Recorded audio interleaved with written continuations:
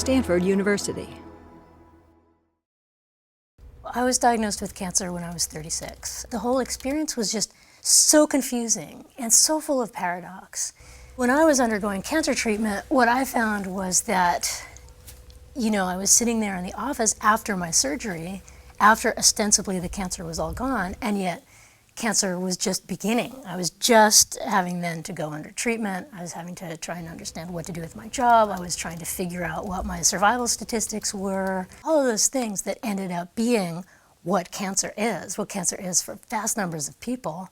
So in my research, I found that people were telling the story in a couple of different ways. First of all, they were looking at survivors as brave, as nearly heroic people who overcame some huge, horrible thing. And that's true, they do.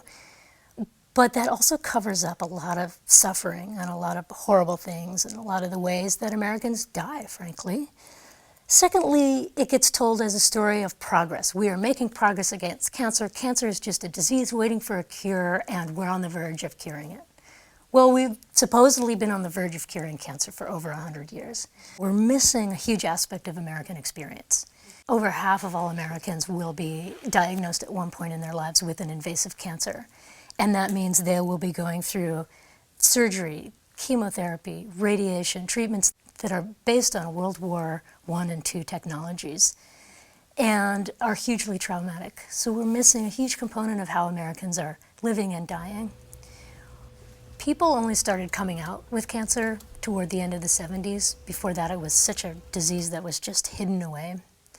And I think the more that there's sort of movement around people who've had cancer and people who are willing to admit the ugly side of it as well, the more likely we will move toward a more honest conversation about the costs of some of the ways we're approaching cancer.